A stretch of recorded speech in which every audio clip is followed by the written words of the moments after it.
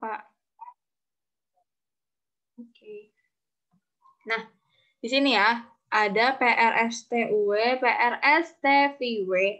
Nah, dia itu adalah critical path. Oke. Nah, kemarin itu kan aku ngajarinnya gini ya, kayak ada PQSTUW ya kan, dia 10 misalnya. Nah, di sini mana sih unsur-unsur yang nggak termasuk ke critical path? Ini ada Q dan ada U. Jadi unsur P, R, S, T, V, W otomatis dia nggak akan punya slack time. Karena dia itu adalah unsur yang masuk critical path. Kenapa nggak punya slack time? Karena dia nggak bisa ditunda lagi. Mau nggak mau kan kita tuh paling cepat selesai di minggu ke-14. Kalau ditunda, critical time-nya bakal nambah. Ya nggak? Kayak gitu kan. Makanya ini pasti slack time-nya 0. PRSTVW ini slack time-nya 0. Nah, ini 10. Oh, berarti Q ini bisa 14. 14 minus 10 berarti bisa ada slack time 4. Gitu awalnya kan. Kalian mungkin kalau nangkep konsep yang kemarin gitu. Tapi teman-teman jangan lupa, kan aku bilang harus kita bikin dulu EET atau LAT buat critical path-nya. Pertama itu kalian harus bikin dulu untuk critical path-nya waktunya masing-masing berapa. Karena kalau nggak gitu, kalian itu bakal bisa jadi terjebak gitu loh. Kayak misal di sini ya. Kita kan critical path-nya apa tadi? PRSTVW ya kan? PRSTVW ya kan? P ke R2, R ke S5, berarti S itu berarti di minggu ke-7 kan? S ke T1, T ke U3, U ke W, T ke V4, V ke W2. Gitu kan? Berarti kita lihat di sini, oh berarti si R ini 2 strip 2, ya kan? EET-nya 2, LAT-nya 2 juga. S 7, 7, T 8, 8. V 12, 12, dan W 14, 14, gitu. Jadi saat kalian ditanya, si Q ini slack time-nya berapa, nih, kalian harus perhatiin, S itu mau nggak mau harus, aktivitas yang menuju S ini harus selesai di minggu ke-7. Gitu. Si Q ini aktivitasnya apa? PQ, QS. Ya kan? QKS cuma 1 minggu. Sedangkan S ini harus selesai di minggu ke-7 nih. Aktivitas yang menuju ke S ini harus selesai di minggu ke-7. Ya kan? Berarti Q ini slack time-nya nggak bisa dong 4 hari. Kalau misalnya kita ngandelin lihat selisih dari sini, nih, nggak bisa dia 4 hari.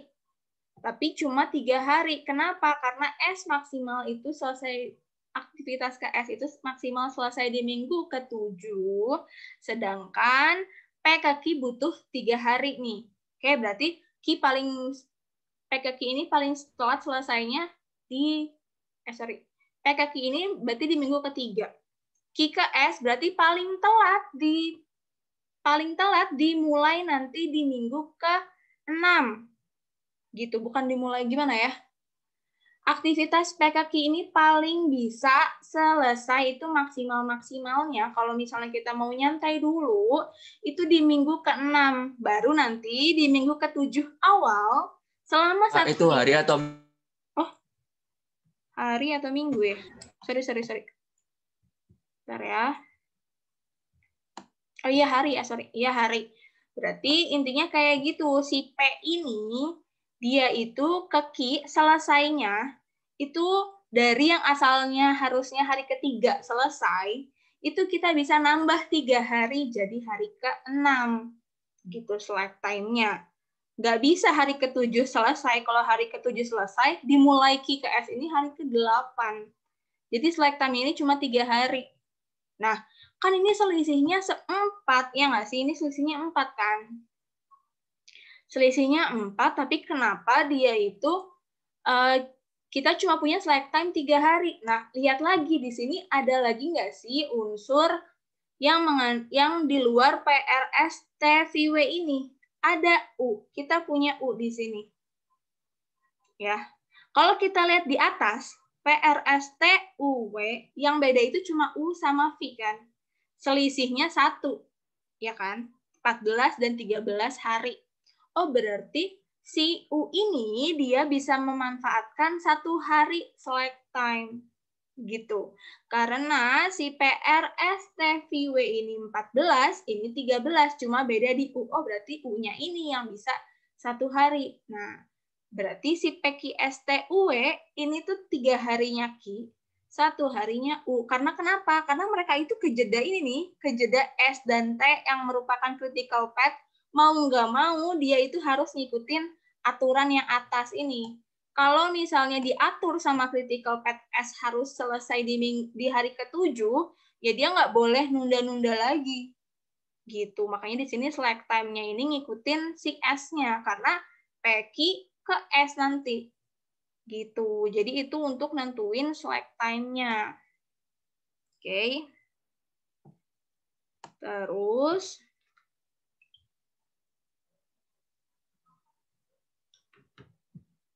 nah, itu buat slack time. Terus ini ada yang mana ya? Ini ada revisi nih ya. Jangan lupa dibaca revisinya. Oke. Nih. Ada revisi untuk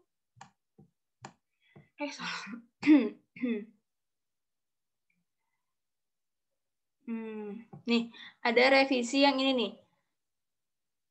Ini udah ya critical path sama critical time, terus menentukan pada tanggal berapa proyek paling cepat bisa diselesaikan yang tadi, ya hari ke-14-nya. Selesai itu di hari ke-14 akhir, atau 14 Mei. Nah sekarang, S paling cepat bisa dimulai nih, berarti setelah si hari ke-7, berarti hari ke-8 pagi misalnya. Kayak gitu, itu buat nentuin tanggal-tanggalnya. Ini kan salah ya, di ini hari ke-3. Nah ini direvisi ya, kalian lihat revisinya jangan lupa. Terus event T mana ya, event T berada di jalur critical path, tidak memiliki slack time. Waktu terlambat yang diperbolehkan untuk harus dimulai untuk event T. Ya kita ngelihat aja ke yang tadi ya. T itu di sini. S ke T selesai di hari ke-8, T baru bisa dimulai di hari ke-9. Mei itu mulainya. Jadi yang ada di sini itu sebenarnya hari tanggal apa sih namanya? Ya pokoknya hari atau minggu di mana aktivitas menuju event tersebut selesai. Ini 7 itu bukan berarti dia dimulai di hari ke-7, tapi dia aktivitas sebelumnya selesai di hari ke-7. Gitu. Oke. Ini udah ya, itu revisinya. Terus tadi U memiliki slack time 1 hari. Nah, oh iya jangan lupa kalau untuk lihat si unsur ini punya slack time berapa, ini kalian lihat selisihnya antara, cari dulu mana sih yang mengandung U yang paling tinggi nilai, yang paling banyak nilai harinya atau nilai minggunya, ini kan yang atas. Berarti selisihnya sama yang atas. Berarti U itu pasti punya slack time cuma 1. Karena kalau dia punya slack time-nya ikut-ikutan nih, slack time-nya 4 nih, berarti nih selisih 10 sama 14. Slack time-nya 4 misalnya kalian setnya. Dia berarti 4 tambah 13, minggu ke-17 selesainya. Kita punya critical path baru nanti. Makanya dia harus selesai di minggu ke-14, cuma hari ke-14 cuma 1 slack time-nya. Gitu. Udah revisinya itu doang kayaknya. Oh ini, sama nomor ke-7. Menentukan besarnya anggaran kas yang disediakan untuk membiayai hari ketiga pada kegiatan hari ketiga. Nah ini bukan akumulasi biaya dari awal, tapi cuma hari ketiganya aja. Hari ketiga, kalau kita lihat lagi si ininya, nih hari ketiga itu PR udah selesai. Karena dia itu selesainya cuma 2 hari kan. Lanjut ke RS. RS itu 5 hari. Nah, kita cuma ditanya hari ketiganya, sehari doang. Berarti 1/5S, ya kan, ditambah Peki itu selesainya 3 hari. Berarti ada 1 hari yang masuk ke hari ketiga, kan. Berarti 1/3-nya Peki. Gitu ngitungnya ya. Terus lihat biayanya. Peki 150.000 nih. Ini dia estimate cost. Kalian perhatiin ya. Estimate cost ini berarti cost dalam 3 hari. Bukan, kan dia nggak bilang estimate cost per week atau per day. Dia nggak bilang gitu. Berarti ini adalah total estimasinya untuk kegiatan Peki dalam 3 hari. Berarti kita cari 1/3 dari 150 dan 1/5 RS. 1/5 dari 250. Gitu. Ini 50.000 ditambah 50.000. Nah, makanya di sini 100.000 revisinya. Oke. Ini kita skip dulu deh, panjang. Ini aku yang kemarin paling banyak nanya ya, teman-teman ya.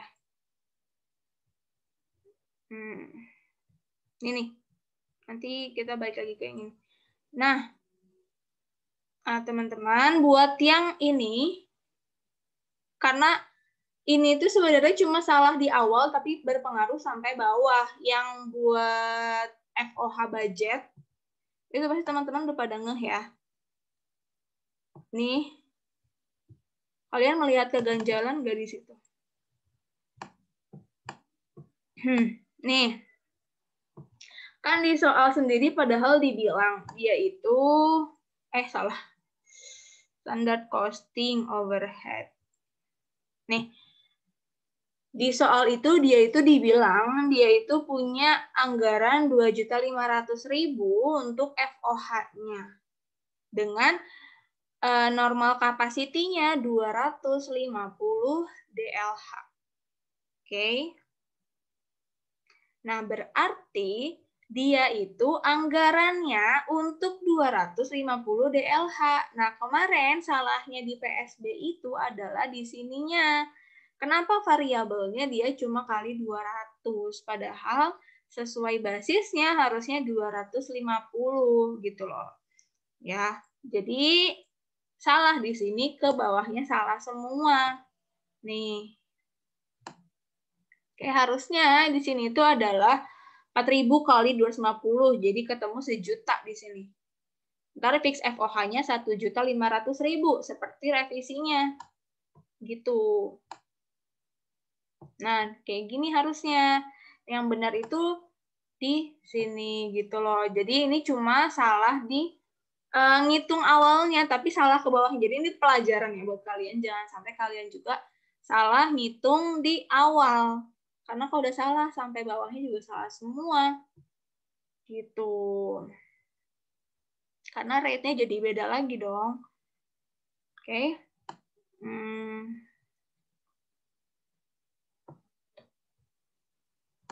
Nah, sama yang ini. Tapi ini nggak dibenerin sih di PSB nih. Aku bingung. Join cost.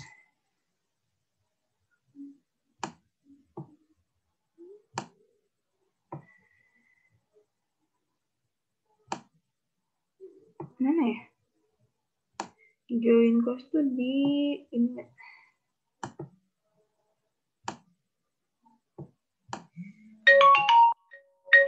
Bentar.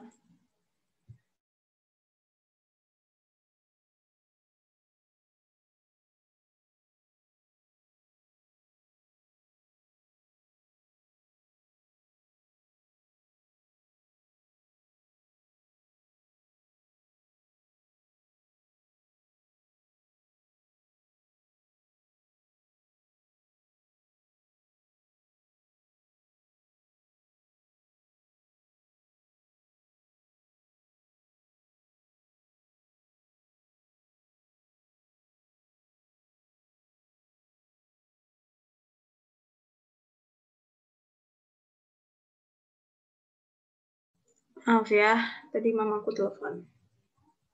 Oke. Ini ada sedikit problem itu di standar cost di bawah. Ini nih. Aku juga sebenarnya nggak lihat ini soalnya. Oke, aku. Ada costing nomor 4 kan? Ini ya sih. Oh, ini nih. Nah, nih. Ini tuh harusnya ya, di sini manufacturing cost atau join cost-nya ini tuh enggak 2,59 miliar, tapi sesuai sama soalnya. Ini nih, di soal ini. Nah, ini ya. Di soal yang ini, manufacturing cost-nya, join cost-nya itu 2,7 miliar. Walaupun di sini dia bilang, mana sih yang penjualan?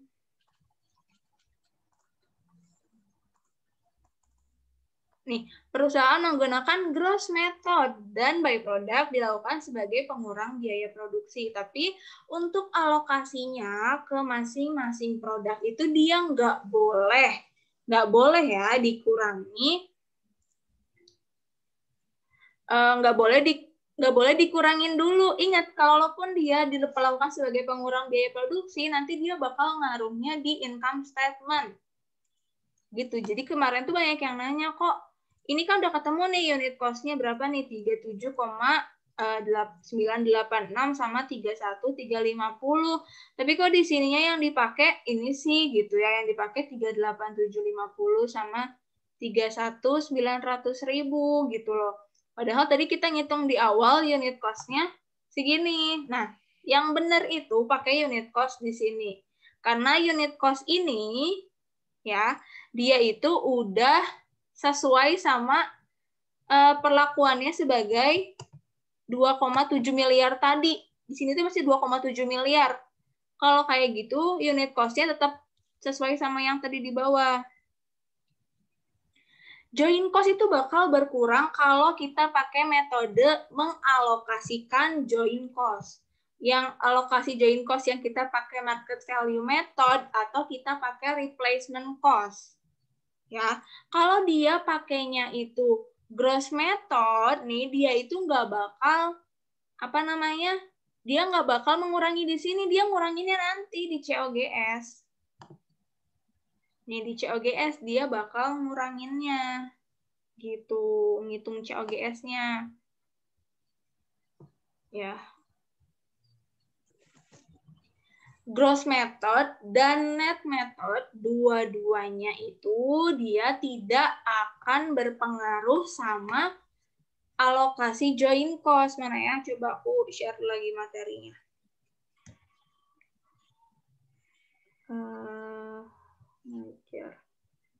BTW, aku sedih banget, aku belum revisi, coba belum jadi.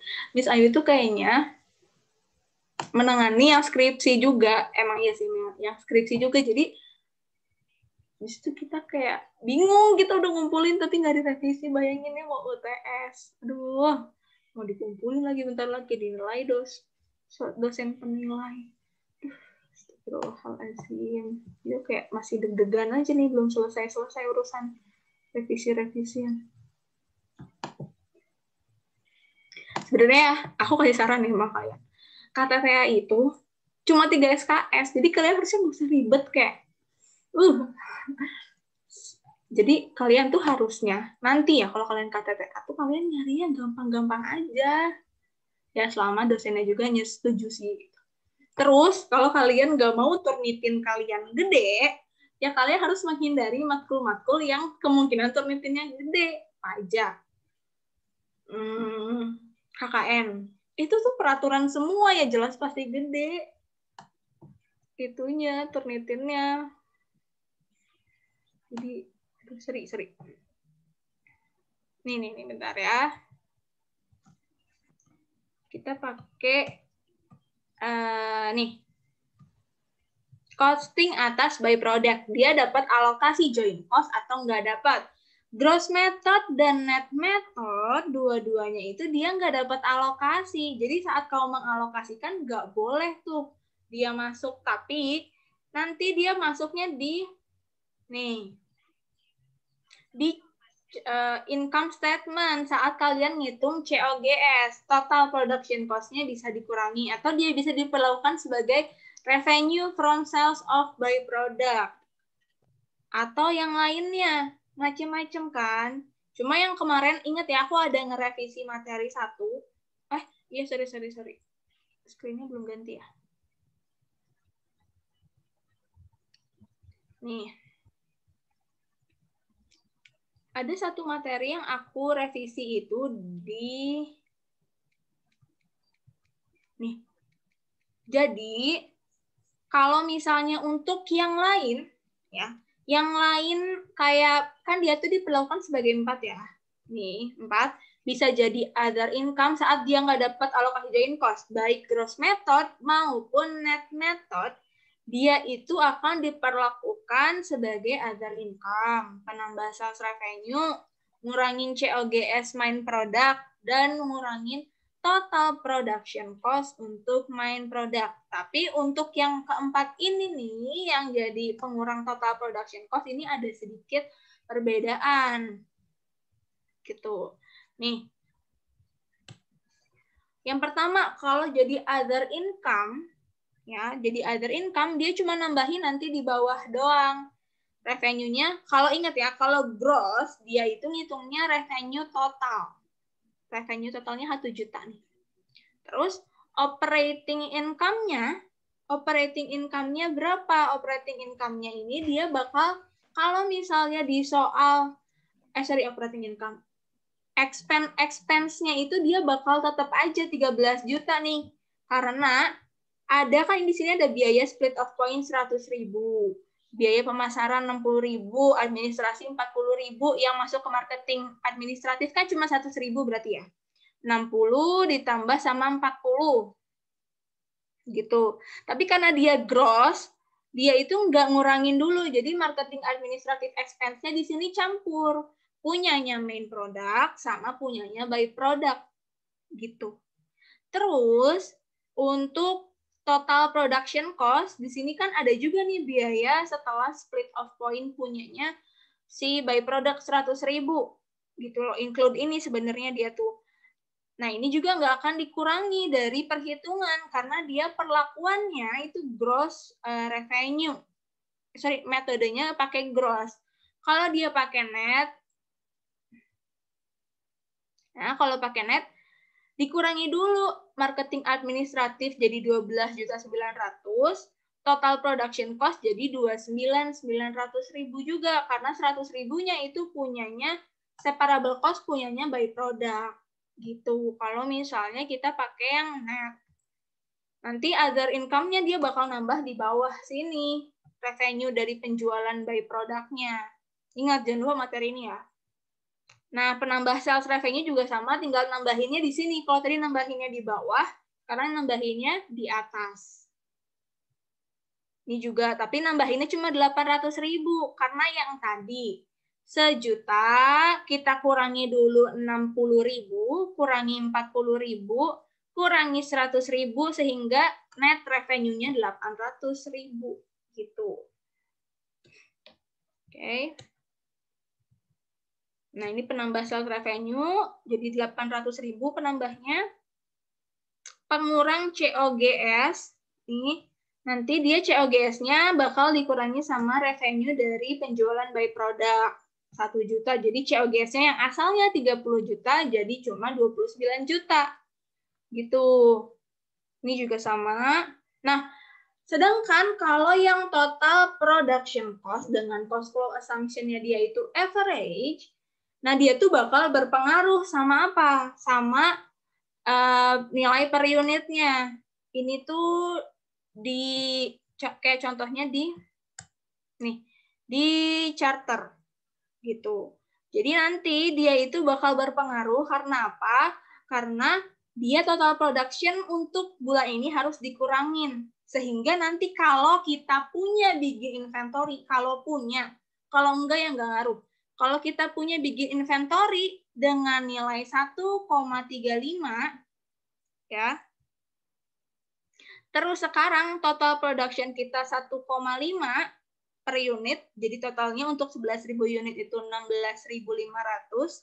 Tapi ada penjualan sebesar 1.500. Oke. Berarti total production kita itu 15.000. Untuk berapa barang? Untuk 11.000 unit. Nah, di gudang itu udah ada 1.350 unit dibikin inventory. Oke. Jadi total unitnya berapa? 16.350. Total harganya untuk 12.000 unit. Jadi ntar dibagi lagi nih nilai per unitnya. Gitu. Nanti nilai ending inventory-nya ini bakal kepengaruh nih. Ending inventory awalnya kita ngitungnya, ya udah kita ngitung dari 1,5 aja nggak sih? Kayak ini yang setelah diproduksi gitu ya. Tapi ini tuh enggak, dia tuh bakal berpengaruh gara-gara ada pengurangan nilai produksi di sini. Nah, kalau kita apply ke soal kita yang tadi di soal yang ini. Nih, kalau kita punya beginning inventory dengan nilai satunya itu 29.000, berarti jadi 2.900.000, ya kan? Kalau ini di begin inventory-nya, jadi nilai ini tuh apa ya? Dia tuh ada semacam pengurangan juga untuk si beginning inventory-nya. Sama nih, jadi di soal ini tuh gitu nih. Kayak di begin inventory 1,35 ini tuh karena, jadi setiap ada 15%. Setiap kita itu ada 0,15 dari 15 Jadi gini nih, ada 1.500 in this method, 1.500 revenue dari product sale saat production cost-nya secara net itu 15.000. Jadi nanti kita itu punya bentar. Dia 10.000 nggak sih produksinya? Oke, wait, bentar ya.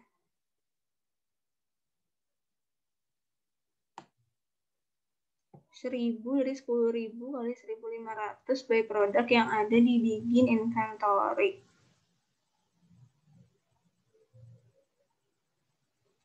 Bentar. Jadi gini, dari penjualan 10.000 unit ini, nih, kita lihat lagi. Jadi ini tuh si penjualan by product ini tuh adalah persentase dari penjualan main produknya juga. Jadi mengurangi biaya produksi itu di saat penjualan bulan ini mengurangi biaya produksi yang di bulan ini dan juga di begin inventory. Jadi di begin inventory ini ada biaya produksi untuk by product yang terjual. Nah, terjualnya itu di bulan ini juga. Gitu loh. Jadi dia ada persentase atau proporsi dari situ. Makanya di sini kita punya 1.000 unit. Penjualan dari main produknya sendiri 10.000 unit. Jadi ada bagian 150 itu punyanya by product sehingga mengurangi biaya produksi di begin inventory. Jadi dia itu dikuranginnya tuh kalau ada penjualan by produknya. Jadi nggak dikurangin di periode kemarin. Gitu loh si total produksinya itu. Jadi di sini nilainya tuh asalnya 1,5 berubah jadi 1,35. Gitu. Juga. Jadi kalau misalnya di sini 30.000 ada 100 unit dengan nilai 30.000, ini penjualannya sekarang 1 juta kan. Nah, di sini 1 juta itu untuk 1.000 unit terjual. Nah, kalau ada 100 unit di begin inventory, itu biaya produksinya harus dikurangi 100 per 1.000 dikali 1 juta. Jadi biaya produksi untuk bikin inventory sendiri berubah jadi 2.900.000. Gitu. Kadang aku bahas materi ini tuh pusing sendiri. Pusing sendiri kalau bahas materi ini. Gitu. Jadi di sini tuh dia ngurangin dulu biaya produksi untuk bikin inventory. Itu bagian yang aku revisi kemarin. Karena balik ya aku nggak dijelasin ini gitu loh kemarin tuh aku nggak tahu juga ini tuh beda tuh aku baru tahu gara-gara ada yang ngingetin. Terima kasih Stefan. Itu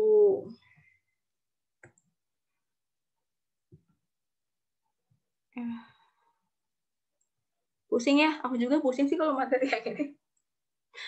Soalnya aku juga bingung banget nih. Bikin inventory itu ikut terpengaruh karena ada persen by product di dalam nilainya sendiri. Itu dalam nilai bikin inventory ini dia tuh ada persentase dari by product-nya. Gitu. Cara carinya ya tadi 100 per 1000 dikali sama berapa penjualan periode ini. Gitu, dia harus dikurangi itu.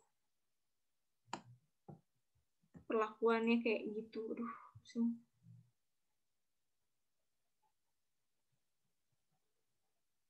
Ya, makanya nanti di average-nya dia nilainya tinggal 29.000 karena bikin inventory-nya sekarang nilainya 29.000 dan net production cost-nya itu 30 juta dikurangi 1 juta. Jadi 29.000 juga.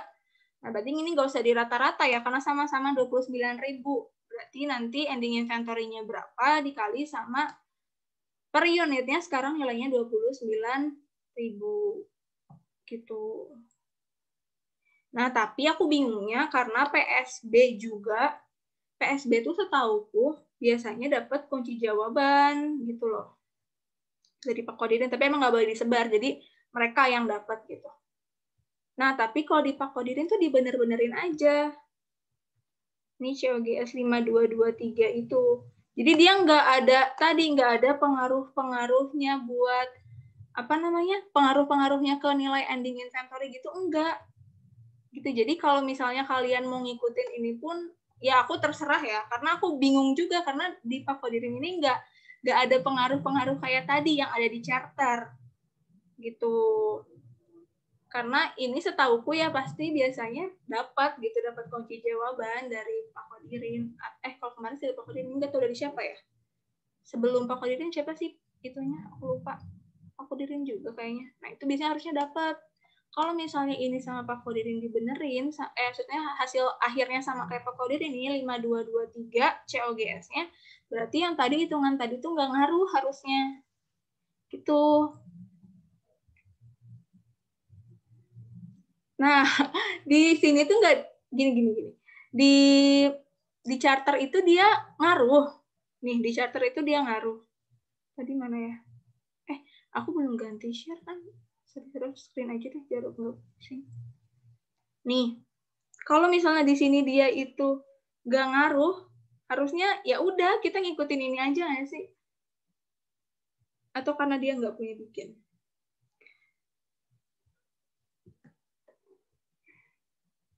Atau mungkin karena dia nggak punya bikin. Gitu. Tapi dia nggak disebutin juga nilai akhir endingnya berapa setelah dikurangin sama 110 juta. Gitu. Ini bisa jadi karena dia nggak punya bikin sih. Nih ya. Ya kayaknya karena dia nggak punya bikin sih, jadi di sini nggak kepengaruh nilainya. Kalau yang di charter kan karena dia punya nilai di bikin, kalau dia pakai yang pengurang total production cost, dia ngaruh nih. Intinya gitulah, kalian cari nilai per unitnya untuk bikin tuh, lihat dia tuh sekarang ada berapa, per penjualannya itu berapa, 1.000 per 10.000 kan berarti, dikali sama penjualan dari yang sekarang 1.500. Nah, itu bakal ngaruh ke nilai bikin. Pokoknya kalian kayak gitu deh, soalnya aku lihat Pak Didi pun kayak gitu caranya. Gitu, caranya kayak gitu ya. 1.000 per 10.000 dikali berapa? 1,500. Jadi itu bakal ngurangin nilai bikin. Asalnya bikinnya itu nih kan ini tuh reduced beginning inventory cost. Harusnya tuh nggak 1,35, tapi dia itu terkurangi karena tadi ada penjualan penjualan by product. Penjualan by product itu harusnya mengurangi juga total production cost dia. Gitu. Jadi si by product itu tuh sebagai persentase dari penjualan apa ya? Dia itu nggak dihitung berdasarkan produksi, tapi dari penjualan gitu loh.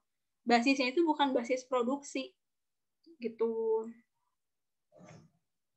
Jadi kalau ada bikin kayak gitu, tinggal ininya aja berapa unit, nanti kalian bagi sama total unit di sales ini dikali sama berapa nih revenue from sales of byproduct-nya berapa. Gitu, itu bakal mengurangi nilai beginning inventory. Baru ntar kalian cari berapa ending inventory-nya. Kalau misalnya dia kayak gini, 13.500. Terus ini netnya 15.000. Totalin, kalian bagi sama berapa unit totalnya. 1.000 plus 11.000. Jadi 16.350. Gitu. Pusing ya? Sama aku pusing kalau bahas ini.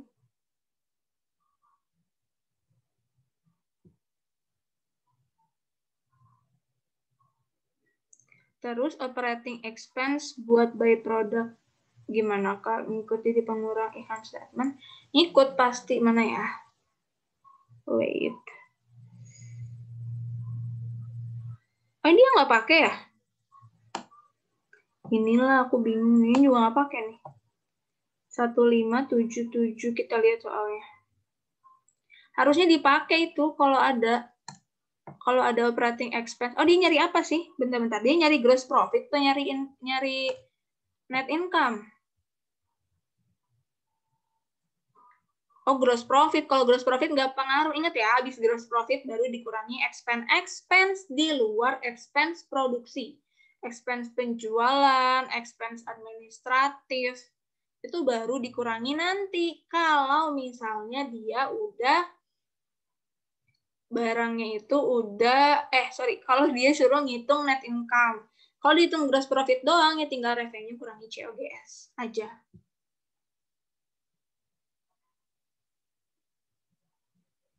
Oke, karena dia suruh ngitungnya gross profit ya. Dan dia pakai gross method. Jadi nanti yang pengurang total production cost-nya ya nilai gross revenue-nya. Nggak ngurangin dulu expense yang lain ya. Tuh.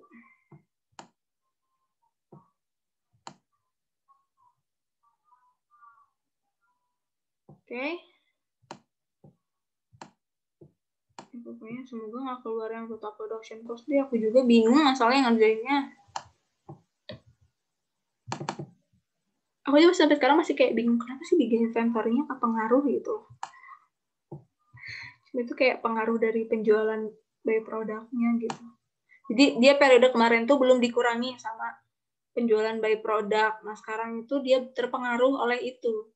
Secara proporsional dia nilainya bakal berkurang. Gitu. Ini mana lagi sih yang direvisi?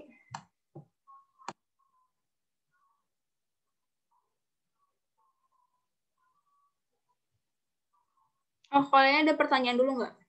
Aku mau catat dulu ya nama kalian yang masih join di Zoom meeting ini. Nanti kalau misalnya pas di random kalian nggak ada, ntar diganti orang. Oke. Sambil, kalau ada pertanyaan diketik aja ya. Aku catat dulu bentar. Apa sih? Aku di motor panas. Terus sih. Apa tadi? Kita pakai wheel of names.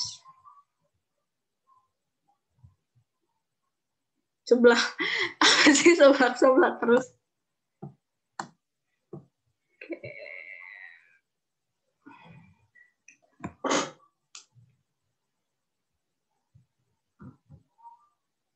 Aku stop share dulu, jangan.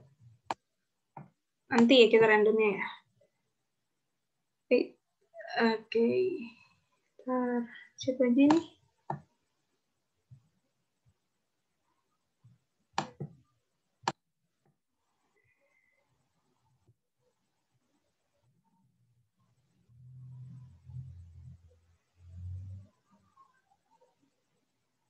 Kenapa sih lambat banget? Heran.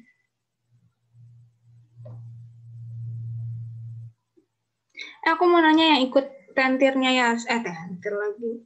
Lesnya Yasin pas kemarin tuh berarti hari Minggu.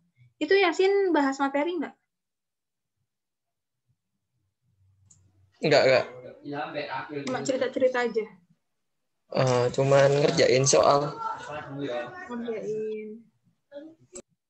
Oh, maksud aku masih bahas-bahas kan. Kemarin dia cuma bilang, iya aku mau emang rencananya buat curhat deh. Gitu. Aku kira dia enggak ini.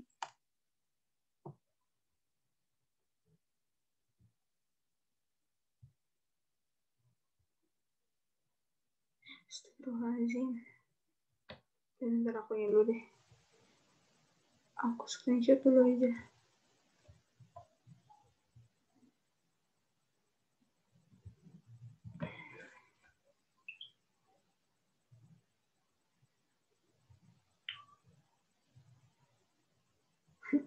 Pas UTS materi, iya itu standar costing. Paling susah standar costing biasanya.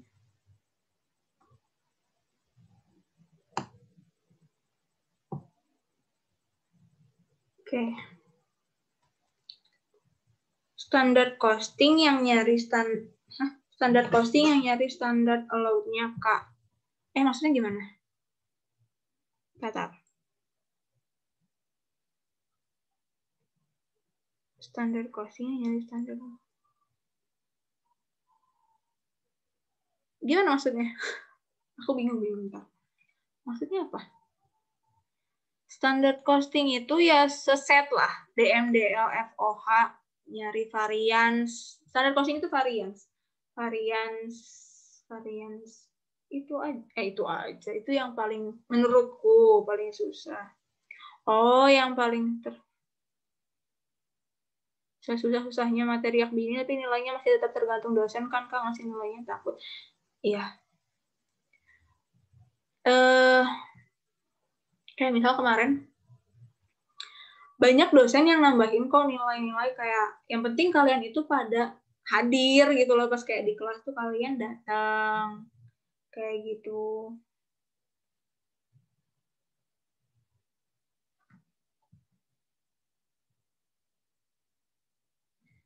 Jadi yang penting kaliannya ini gitu. Terus kalian aktif tuh ada dosen yang kayak nambahin tuh berdasarkan keaktifan kalian gitu. Itu nambahin nilai UTS-nya. Ada yang kayak gitu. Kak, pas UTS selesai nggak, Kak? Selesai nggak sih? Aku juga lupa kayaknya selesai, tapi aku banyak yang terkecoh gitu loh. Selesai, tapi aku banyak yang terkecoh lah, intinya. Teman-temanku pada, wah, sambat semua.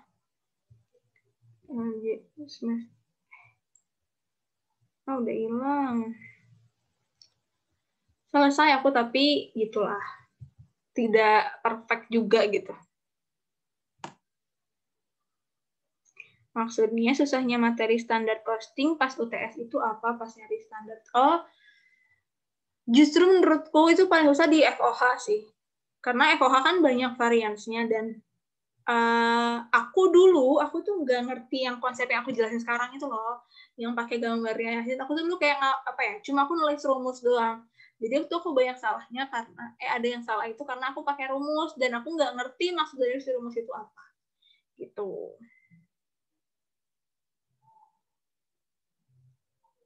Habis ini bahas yang cash budget masih bingung kenapa bulan Maret. Oh, yang soal kemarin ya? Soal yang tadi aku bahas yang di PSB kan? Aduh, tips biar cepat ngerjain. Bingung. Kalau kan beda-beda ya. Kalau aku kayak yang aku jelasin, aku selalu mengerjakan soal dengan poin terbesar dulu, tapi aku targetin gitu loh. Atau kalau saat kalian ngerjain soal yang gampang, yang maksudnya materinya masih gampang, kalian itu harus kayak kalian harus maksa diri kalian buat selesai misalnya dalam waktu 10-15 menit atau paling maksimal 20 menit. Gitu, sehingga kalian masih punya waktu buat ngerjain yang susah. Kalau aku yang susah itu biasanya aku spend 1-1,5 jam.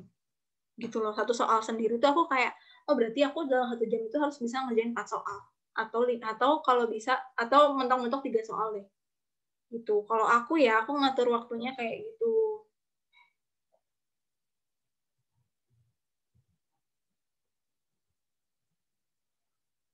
Oke, sebentar kita lihat yang cash budget.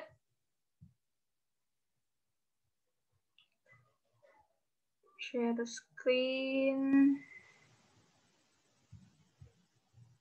Oke, ini ya cash budget. Kita baca. Cash budget. Nih.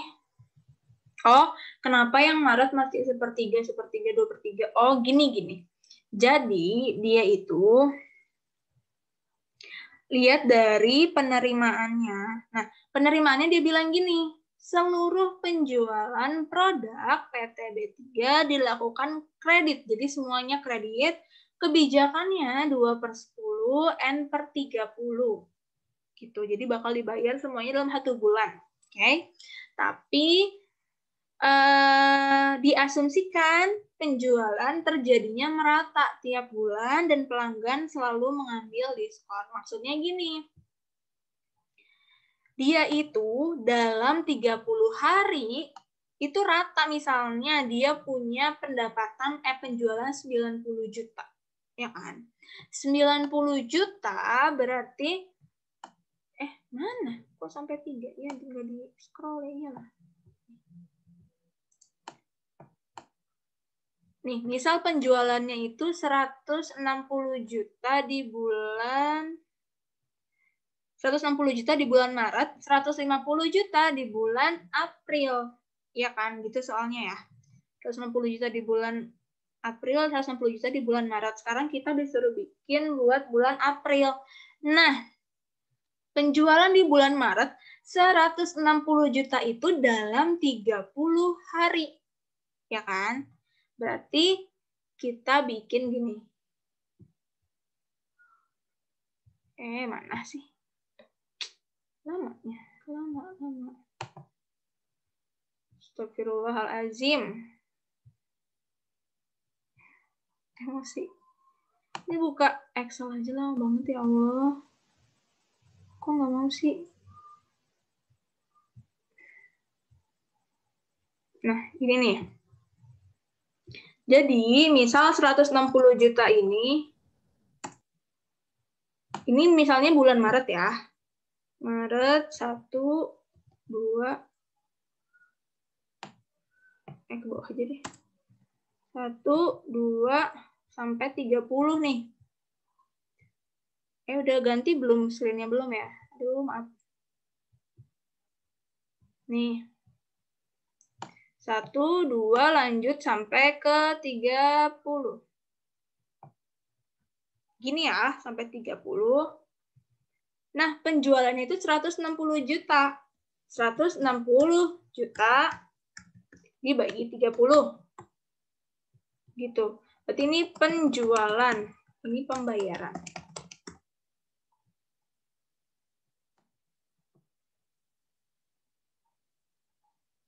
Oke, bentar. Bentar tadi soalnya. Dah. Gini kan, 160 juta.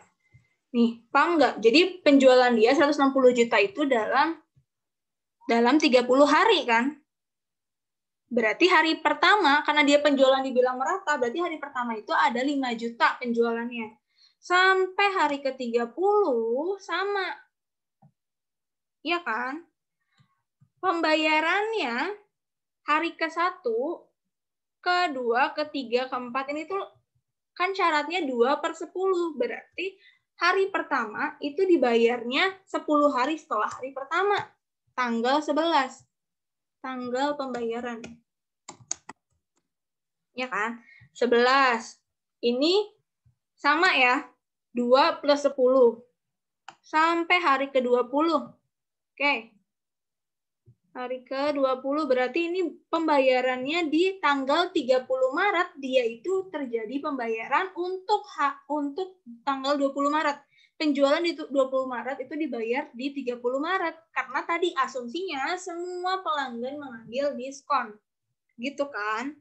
Nah, sekarang tanggal 21 dia dibayarnya di mana?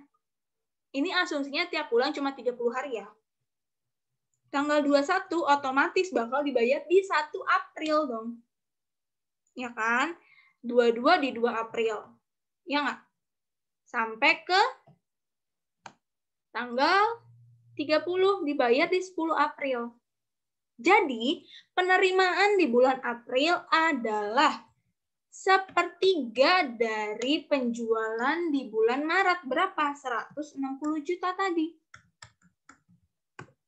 Gitu. Tapi di sini ada diskon nggak? Ada diskon kan? Karena ada diskon 2%, kita kalilah sama 98%. Ini yang Maret. Sepertiganya. Kalau April, ya kita tinggal lihat ini aja. Penjualan di 1 April misalnya. Penjualan di April berapa sih? Tadi 150 juta ya? 150 juta. 150 juta dibagi 30. Bagilah di sini, ini bulan April misalnya. Ya, berarti yang April, yang dibayar masih di bulan April itu penjualan di tanggal berapa? Tanggal 1 sampai tanggal 20. Tanggal 21 itu udah bayaran nanti di 1 Mei. Jadi penerimaan bulan April itu 20/30. Ya kan? 20/30 dari penjualan di bulan April atau 2/3-nya. 2/3 dari penjualan di bulan April 150 juta. Gitu. Dikali 98% ya. Kali 98%. Gitu. Itu adalah asal mula kenapa sepertiga dan 2/3. Karena dia diasumsikan tadi penjualannya merata, tiap harinya tuh hari ini 5 juta, besok 5 juta. Jadi selama 30 hari itu kayak gitu. Dan semua itu dibilang dia itu mengambil diskon. Jadi kita anggapannya, dibilang lagi nggak sih? Oke. Tiap bulan dan pelanggan selalu mengambil diskon. Dan secara logikanya orang tuh biasanya mau paling terakhir aja bayarnya.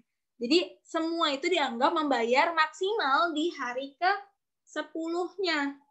Gitu. Hari ke-10 setelah penjualannya. Gitu, paham nggak?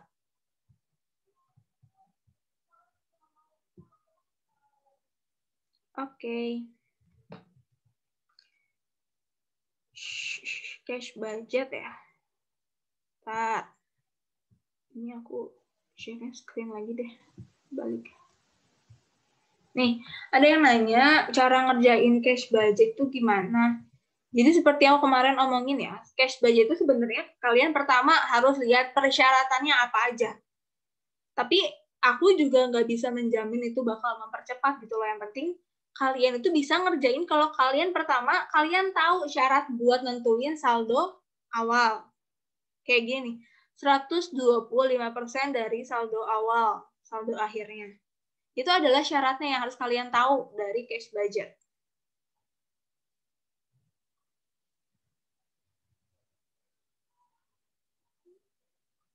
Terus, ada yang nanya nih, petty cash.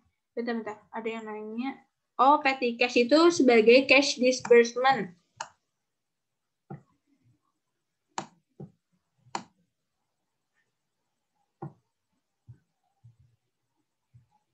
Sebentar.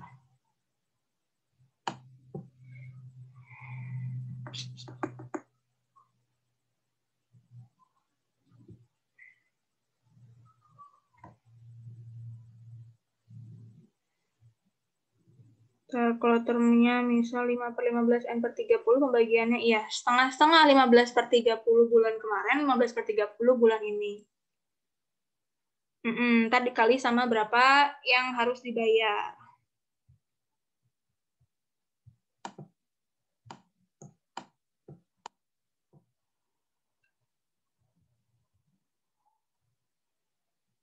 Aku agak lupa deh si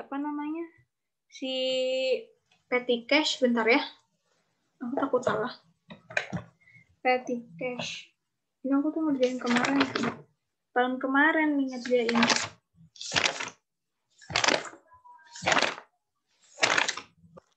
CVP sih jauh banget.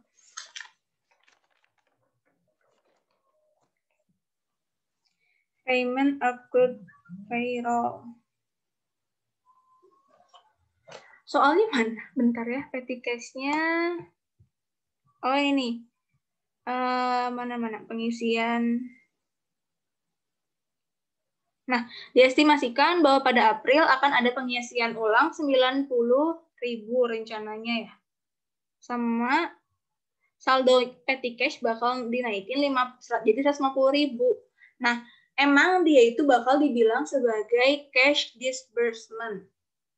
Ya, dia itu bakal dibilang sebagai pengeluaran kas kita karena biar gimana pun kita itu harus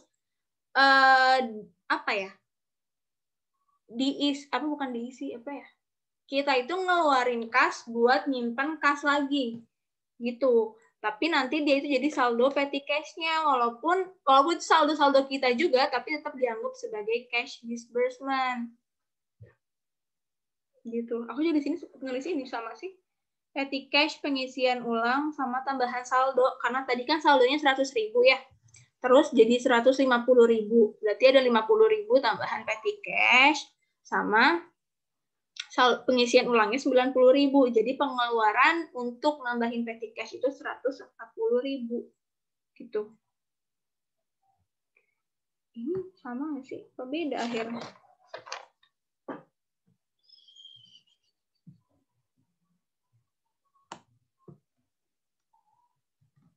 Coba lihat cash balance-nya di akhir berapa dia?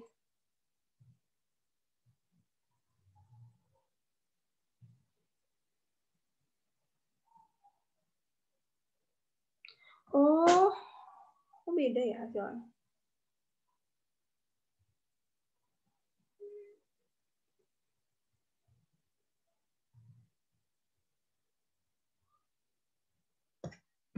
Pengeluarannya dia. Nah, kemarin itu, pas ingat aku tahunku itu ada yang mendebat juga. Jadi ada yang bilang kata dosennya itu dia nggak masuk pengeluaran, ada yang bilang masuk pengeluaran. Nah, pas di tahunku itu nggak ada soal petty cash, jadi nggak ada yang debat lagi. Gitu. Kalau aku kemarin itu kalau aku dimasukin ke cash disbursement buat petty cash-nya gitu karena 1 juta kita berapa sih tadi di awal cash balance-nya?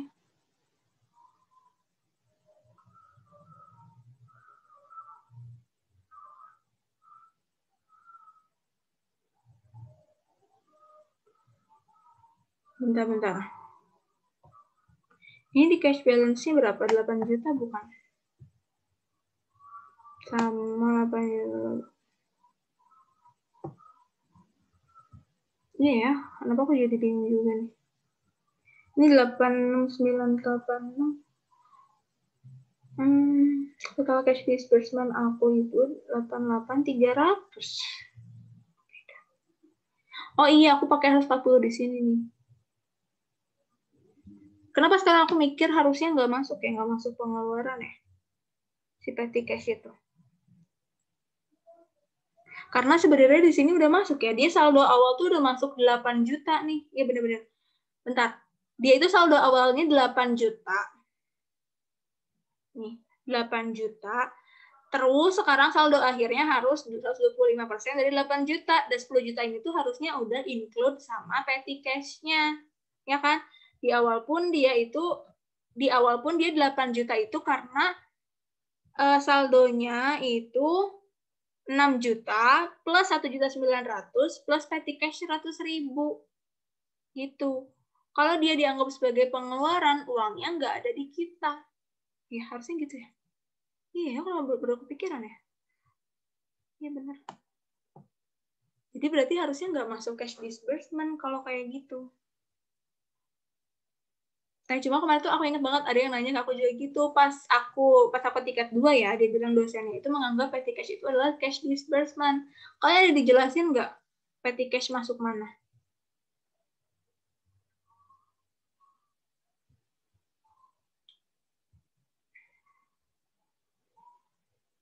Aku bingung kemarin, aku lupa deh dosen siapa yang bilang masuk, terus ada yang bilang enggak, pokoknya pas tahun dulu kayak gitu. Cuma waktu karena nggak keluar tuh petty cash di ujian, jadi kita udah nggak ada yang ngomongin lagi. Jadi nggak masuk pengeluaran kas. Oke. Tapi aku juga kalau sekarang ya, aku kayaknya lebih setuju dia nggak masuk pengeluaran deh.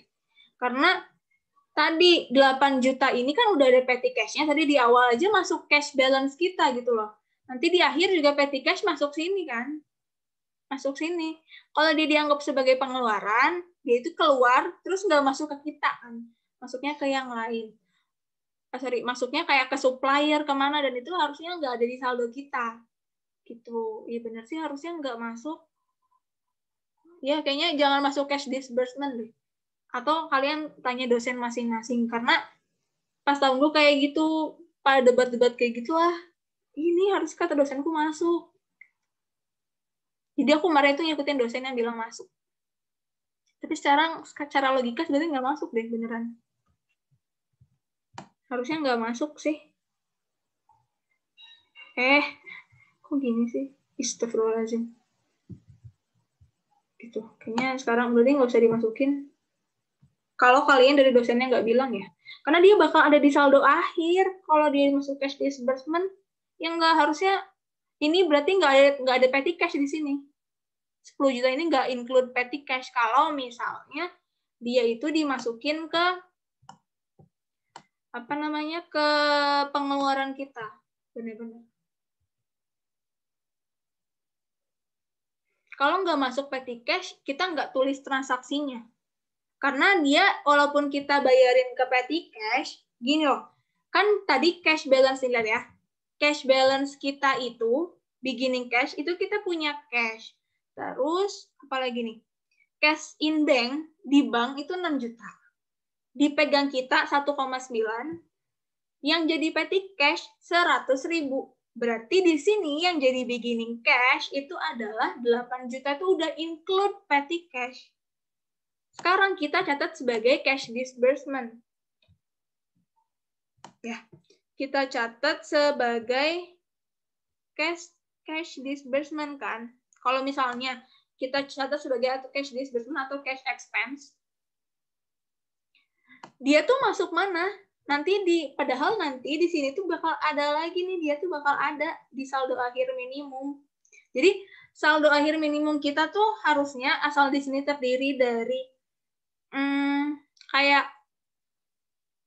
cash di bank, misalnya cash di tangan kita 500.000 dengan petty cash 100.000 itu bakal sama aja kayak cash di tangan kita kurangi nih, asal 500.000 jadi 450.000. Petty cash kita itu kurangi juga, jadi misalnya awalnya 100.000, 100.000 kita tambahin lagi 50.000 dari cash in hand, itu bakal tetap jadi saldo kita gitu loh. Dia nggak mungkin kita catat sebagai pengeluaran. Kalau misalnya catat sebagai pengeluaran, dia nanti bakal bakal terlalu besar pengeluarannya, karena dia nggak keluar kemana-mana kok, dia masih ada di saldo kita, di saldo akhir ini tuh udah include petty cash gitu. Jadi di sini saldo akhir ini 150.000-nya itu punya petty cash, karena tadi saldonya nambah jadi 150.000. Kalau secara logisnya sekarang aku mikir gitu ya. Di revisi ada nggak? Ayo, nih, di revisi ada kan? Nah, makanya aku ngisi gitu tuh. Coba menurut kalian gimana sih?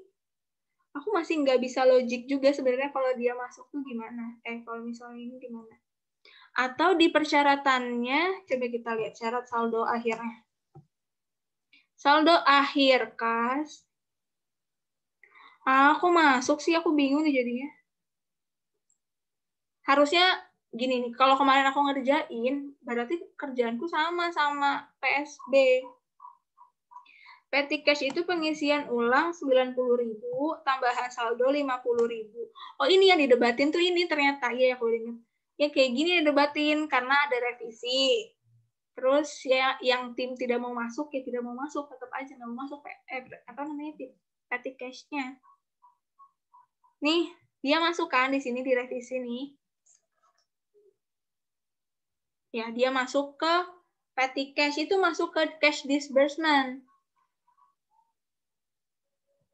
Tapi cash balance kita juga di sini udah include petty cash kan? Aduh, pusing.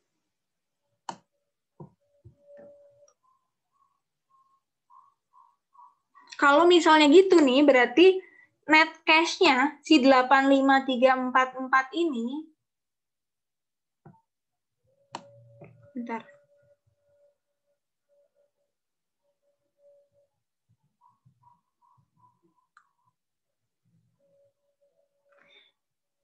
Ini ada dikali 99% ya. Oh, ini aku lupa nih. Nih ada 1% total credit sales, makanya tadi harusnya dikali 1% lagi. Sorry ya. Ini ada 1% lagi yang dikaliin. Nih dari apa? Total credit sales dia ada yang nggak tertagih. Oke. Okay? Jadi 99% doang yang bisa dikumpulin kalau di soal yang kemarin. Aku baru baca lagi. Tak tertagih juga nggak bakal kita terima. Makanya 99% di sini. Makanya dibaca ininya ya, revisinya ya. Lalu aku tadi tuh nyamain sama yang si PSB kok beda jawabanku, ternyata bener yang ini. Gitu. 99% ini tak tertagih, tak tertagih 1%. Jadi yang bisa ditagih cuma 99%. Maka hasil dari yang diskonan ini kan berarti harusnya kita terima itu 1/3 dari 98% dari 160 juta, ya kan? Tapi 1% ini nggak bakal kita terima. Gitu. Jadi 99% dikali lagi. Kalau masih penyisihan doang, baru nggak masuk ya, Kak? Hah? Mana-mana? Nih, terkait dengan pelaporan piutang, perusahaan melakukan penyisihan untuk piutang tidak tertagih. Nah, tapi apa ya, walaupun itu cuma penyisihan piutang, tapi itu gini loh. Kita itu kan bikin cash budget itu adalah ancang-ancang sereal mungkin, karena dengan kayak keadaannya kayaknya nggak mungkin deh 1% ini nggak mungkin tertagih, makanya kita masuk jadi 99%. Gitu, itu adalah perkiraan perusahaan. Kayak tadi, yang bayar itu yang bayar itu misalnya 60% di bulan depan tuh biasanya dibayar. Itu kan baru perkiraan kita kan, itu estimasi kita. Namanya kita bikin budget, kita bikin cash budget kan.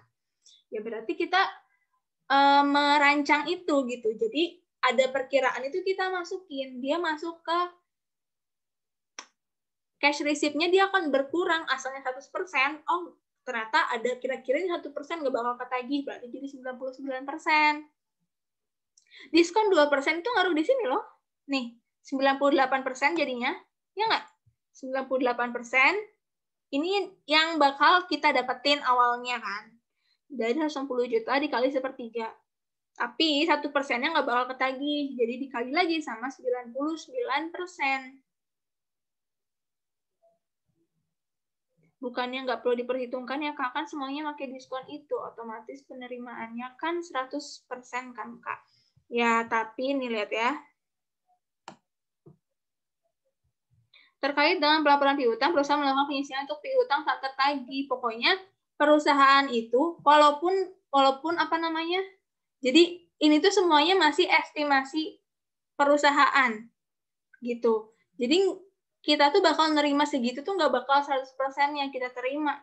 Walaupun kondisinya kita bilang awalnya ini bakal semua pakai diskon. Tapi perusahaan itu bakal punya ini lagi 1% dari total credit sales itu dia nggak bakal keterima. Oh iya, Kak, itu kan pakai metode percentage of sales, bukan yang nggak diperhitungkan. Yang nggak diperhitungkan itu ininya nggak sih? AFDA-nya. Saldo AFDA. Jadi kita bikin jurnal BDE-nya itu loh, yang nggak diperhitungkan. Kita nggak usah ngitung saldo AFDA saat itu. Itu nggak sih yang nggak masuk harusnya? Kak, itu kenapa sewa pabrik nggak masuk pengeluaran? Sewa pabrik itu masuk ke FOH nggak? Sewa pabrik. Mana sih? Other cash disbursement, payment raw material, payroll. Ada ya sewa pabrik, bentar.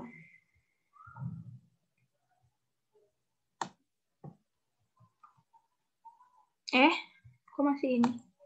cash budget terakhir ya. Salah. Ini mah nih.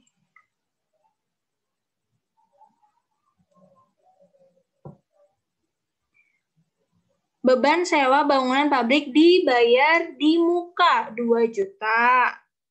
Mulai sewa per 10 Maret, berarti dia dibayar di Maret. Jadi di April dia nggak dibayar lagi. Gitu.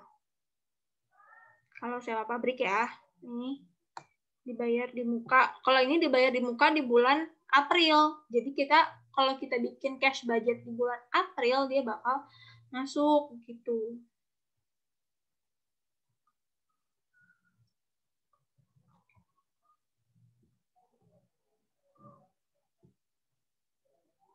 Oke.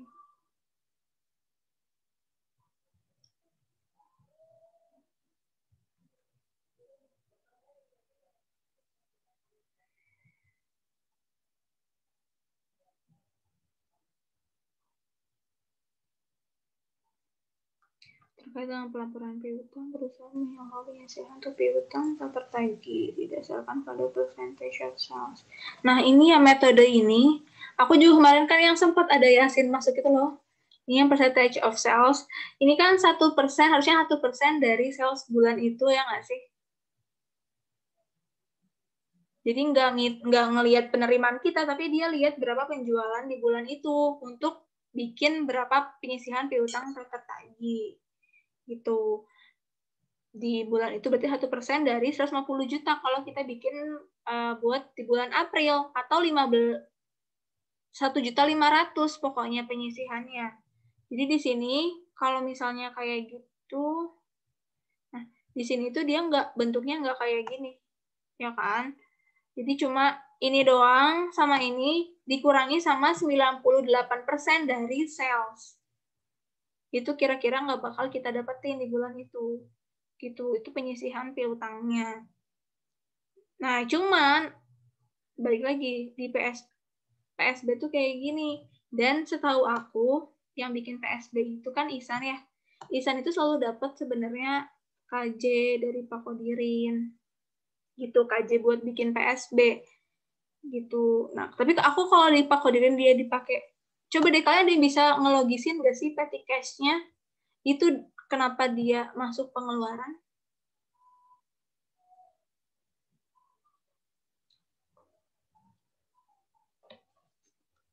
Aku masih bingung juga nih. Atau karena, jadi gini, petty cash ini tuh nggak ada di pengeluaran ini loh. Kenapa dia diisi ulang? Karena sudah terpakai 90.000-nya. Buat beli apa yang nggak ada di sini? Karena ini kecil banget kan, kayak pengeluaran buat beli ATK kantor atau apa. Makanya kita ngisi ulang petty cash-nya untuk membayar pengeluaran dari petty cash itu sendiri. Gitu, 90.000. Nah, ini tambahan saldo ini nih, gimana? Makanya yang jadi cash disbursement-nya itu yang benar-benar kita keluarin aja buat bayar petty cash sama nambah saldonya. Karena sebenarnya untuk pengeluaran petty cash ini biasanya nggak ada di cash disbursement. Material, bayar FOH, bayar apa itu nggak ada di cash disbursement-nya. Jadi pengeluaran dari petty cash ini belum kita catat, sehingga saat kita ngisi ulang petty cash itu kita ngasih kita ngeluarin di situ 90.000 plus sama tambahan saldonya. Gitu itu tiap bulan mungkin seperti itu. Nanti bulan depan saat dia ngeluarin lagi buat misalnya buat beli-beli ATK lagi atau bayar apa gitu yang nggak dicatat di sini, berarti dia nanti untuk pengisian ulang atau tambah saldo lagi kita catat lagi sebagai cash disbursement. Mungkin itu logikanya mungkin seperti itu mungkin ya. Gitu. Ini udah jam 5, kita random dulu ya. Tadi aku cek aja ya. Tadi aku foto doang soalnya. Wait. 09 Stefan Sri. Siapa ini lagi nih?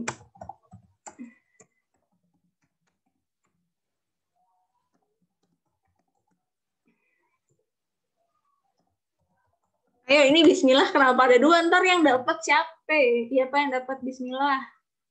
Kalau ada 2. Ini tadinya aku catat tadi datang ya. Kamu gador, kamu juga mau ganti nama.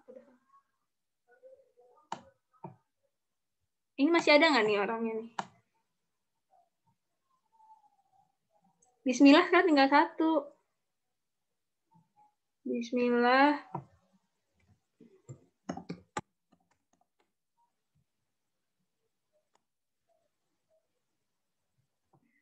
Kenapa karamel sekarang pakai C?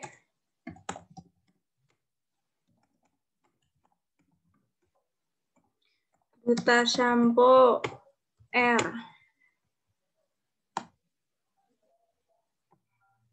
F.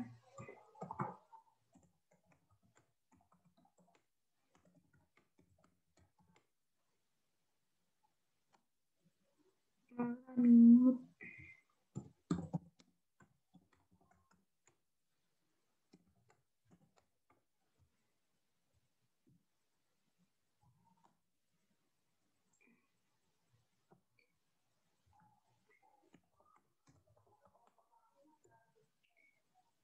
Sekui.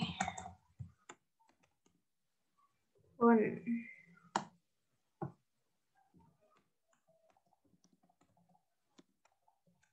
Udah ya. Ini 30. Oh, kok baru 18 ya? 28. Oh iya, kan aku 2 ya. Ini sama share screen. Oke, aku shuffle ya. Bodoh. Bismillahirrahmanirrahim. Oh, Duta Shampoo lain. Kamu chat ke ini aku ya. Ke apa sih? Chat private namanya siapa? Oke. Satu lagi ya. Ini aku random aja ya.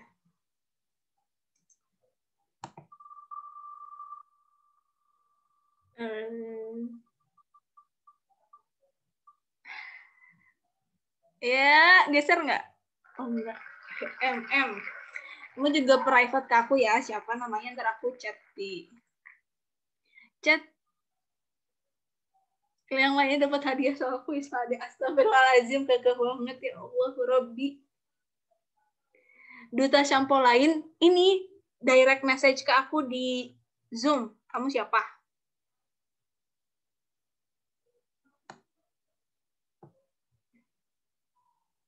MM siapa juga bilang atuh, kan aku nggak tahu kamu siapa. Ardana sama Fahmi. Menanggung malu. Yang lainnya menang. Mahmud. Kenapa Duta Shampoo jadi banyak? Enggak Duta Shampoo-nya, Duta Shampoo lain kok tadi. Ardana ya? Ya, ngaku-ngaku semuanya. Ya. Kirain PCWA. Ya udah PC ke sini. Tadi yang MM Fahmi ya? Terus kalian PC juga ke sini antar. Terserah mau OVO, GoPay, atau Dana. Dan tidak akan besar-besar ya. Jadi ya segitu aja. Udah amat sebelah. Satu lagi nih. Yang aku shuffle dulu ya, biar adil. Satu lagi ya, bonus.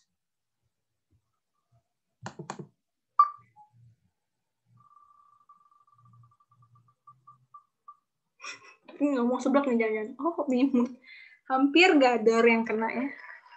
Mimut juga PC aku di Zoom. Oke.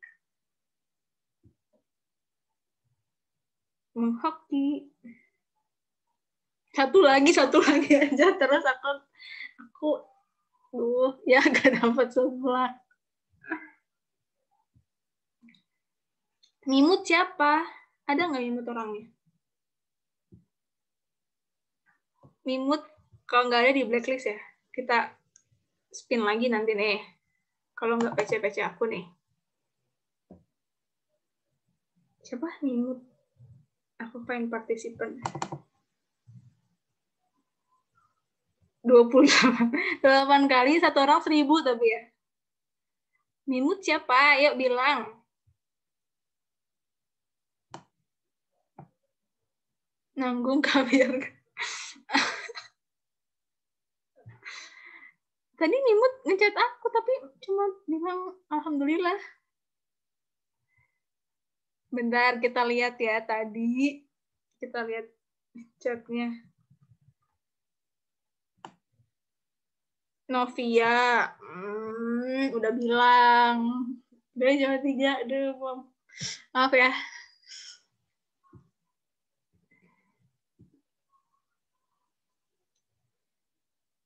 Ya ganti nama jadi Mim. Novia, berarti Novia. Terus siapa? Fahmi sama Ardana ya. Karamel sinyal kirim gue amit-amit. Ih, kamu udah punya pacar tahu.